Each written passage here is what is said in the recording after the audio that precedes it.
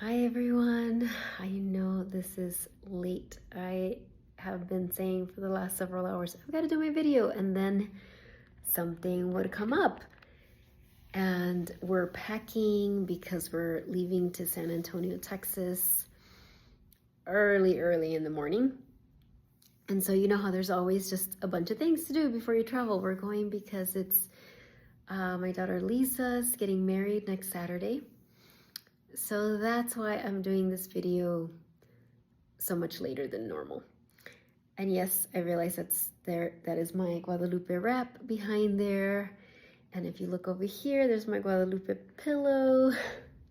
Can you see her face? Sorry. I have Mother Mary and Guadalupe like all over this is my studio. Anyway, what did I want to talk to you about today? Well, something that came up a lot today in my coaching sessions, but really it's come up really the last few weeks has been a common theme. And so I want to share a little bit of that with you today. And it's this idea of when there's a part of you that you're really healing. Maybe it's an inner child part that feels really triggered when she disappoints someone, or you're trying to set more boundaries and there's parts that get really triggered around setting boundaries, or you want to be more visible and you want to share more videos perhaps or on social media, but you keep finding yourself putting it off. Why? Because there's that fear of visibility, fear of being judged. Or you want to attract relationships, a romantic relationship, friendships, a working partnership, whatever it is. And you're so open and you want that, but then there's parts that are scared of intimacy or afraid that you'll get hurt and so on.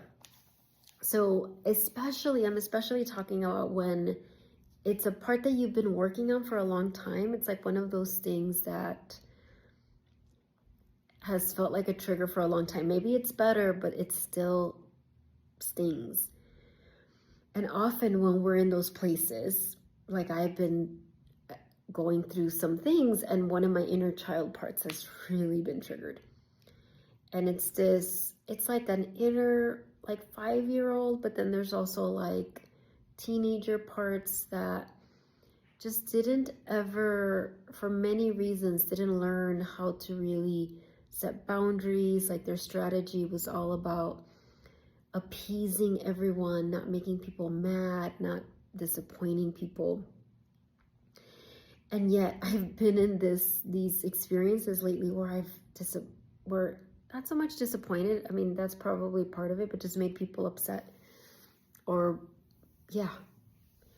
And it's been really hard. Like I've been kind of shocked at how intense that trigger of like, oh, someone's mad at me, and realizing the fear can be so big, even though really nothing's going to happen to me. This isn't a situation where my life is in danger or my livelihood, but yet sometimes the fear can grip me and feel like it is, like I'm in danger, like my breath will be shallow, and then I realize like, okay, wait, it's not. And what often happens, so I know that's kind of an extreme situation, but whatever the situation is for you, is that very naturally we're like, okay, when will I finally release this burden and not be triggered in this way anymore? But this is the thing. There's some triggers that you might always have this whole lifetime. And it's not, I want to be clear. There's many that you will heal. There's many that, I can think on things that before used to terrify me and now do not anymore. There was a time in my life where doing videos like this to post on YouTube, there's no way I would have done that. Now I'm over that. But I'm also aware that there's certain things, and I suspect this is one of them, that just very programmed fear of making people upset.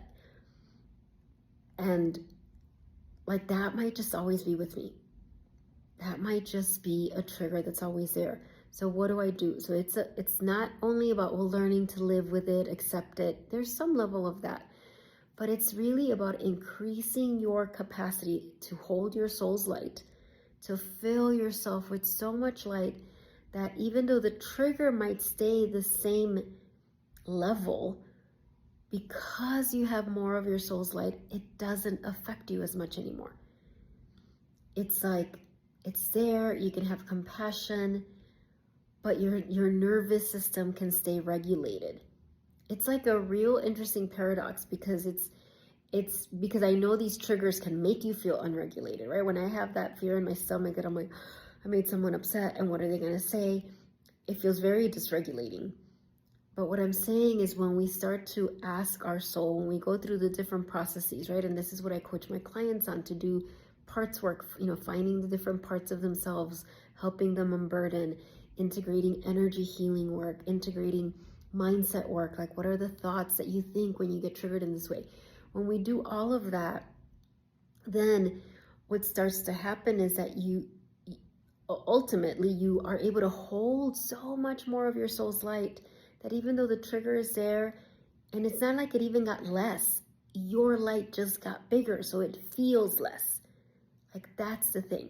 And I really feel like right now, with it being October, the year of the snake, I feel, I've shared this before, like Mother Mary, Guadalupe, the Divine Mother, whatever spiritual path you follow, like they're very lovingly holding us by the ankles, like, okay, we're just shaking off any limiting thing, anything that could hold you back from just fully rising up in your passion and your sovereignty and your joy and your service and your leadership and your creativity next year.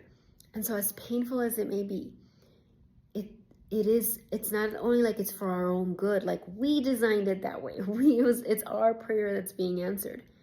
And so I would just want to give you this as a intention, prayer, visualization, if it feels helpful to you, of like, okay, what if the goal isn't, oh, how do I not get triggered by this anymore? What if it's like, how do I increase my capacity to hold my soul's light, so that, yeah, I don't have to fight this trigger, I don't have to be scared of it, because it's just a little blip. It's not like it was before. And I did a podcast episode, I wish I remembered which one, but it's called something like increase your capacity to hold your soul's light. It's very literal. So you should be able to find it if you go on my YouTube channel, on my playlist of my Rise Up and Share Your Medicine podcast. And I go a lot more into detail on how do you increase your capacity. And I show like these little, I think I'm holding a glass, like a regular sized glass of water, and then maybe a bigger one, and then a bigger one. And that's just kind of to represent, like, our soul doesn't change sizes. Your soul is infinite. Your soul is vast. But our capacity in our human body, with our human thoughts and our ego structure, does have limitations, right? Like that's the difference between people. It's not that some people have a better soul than others.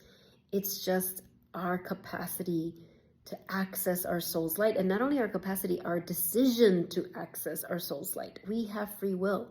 So if this is something that speaks to you, start to ask your soul. Say, please, soul, I want to increase my capacity.